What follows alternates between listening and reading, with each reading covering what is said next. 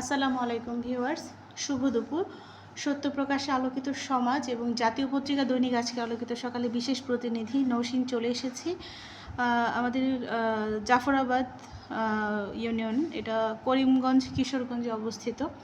এখানে আমার সামনে উপস্থিত আছেন আমাদের মাননীয় চেয়ারম্যান আবু সাদাত মোহাম্মদ সাইম।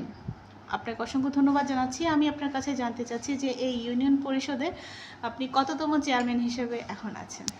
রাহিম, ধন্যবাদ জ্ঞাপন করছি দৈনিক আলোকিত সকাল প্রতিনিধিকে। আমি ইউনিয়ন পরিষদে আপনার 12তম চেয়ারম্যান হিসাবে নির্বাচিত হয়েছি। দাদা মরহুম কান্তু মিয়া, উনি ছিলেন 1960 সনের এই ইউনিয়নের প্রতিষ্ঠাতা চেয়ারম্যান। পরপর 2বার চেয়ারম্যান নির্বাচিত হয়েছেন জাফরাবাদের জনগণের ভোটে।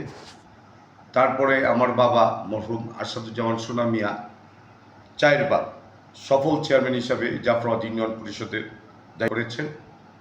তার আমার বাবা 2021-এর 6 আগস্ট মৃত্যুবরণ করে। তারপরেই স্থানীয় সরকার নির্বাচন 2021-এর 11 নভেম্বর। আবার জাফরাবাদ ইউনিয়নের মানুষ আমাকে তাদের স্নেহ ভালোবাসা আদর দিয়ে আবার আমাকে নির্বাচিত করেন।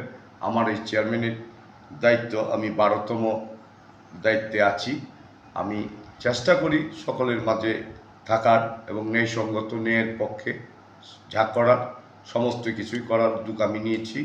বংশ পরম্পরার চেয়ারম্যান, জনগণের আস্থা এবং বিশ্বাসকে অটুট রাখার জন্য আমার প্রথম টার্গেট হচ্ছে জাফরাবাদ ইউনিয়নকে জিরো টলারেন্স, মাদক মুক্ত, এবং প্রত্যেকটি ওয়ার্ডে আমার মাদক বিরোধী কমিটি আছে আমার ইউনিয়ন।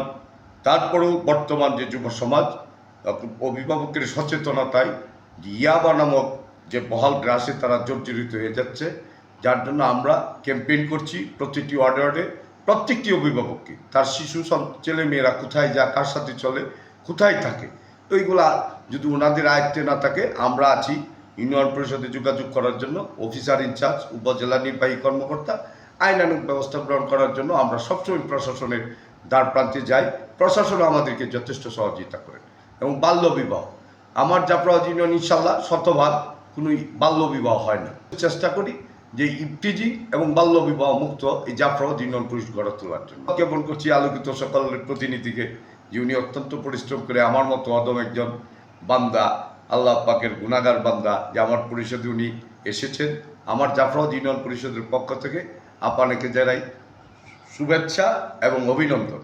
পাশাপাশি মহান আল্লাহ তাআলা যেন আপনাকে দীর্ঘায়ু জীবন, নেক হায়াত দান করে এবং সর্বদা সুস্থ রাখে, এই আশা এবং প্রত্যাশা রেখে আমি আমার আবারও জাফরাবাদ ইউনিয়নবাসীর কৃতজ্ঞতা প্রকাশ করে জাফরাবাদ ইউনিয়ন পরিষদ এবং জাফরাবাদ ইউনিয়নবাসীর পক্ষ থেকে আপনাকে অভিনন্দন জ্ঞাপন করে আমি আমার কথা শেষ করলাম। আসসালামু আলাইকুম ওয়া রাহমাতুল্লাহি ওয়া বারাকাতুহু।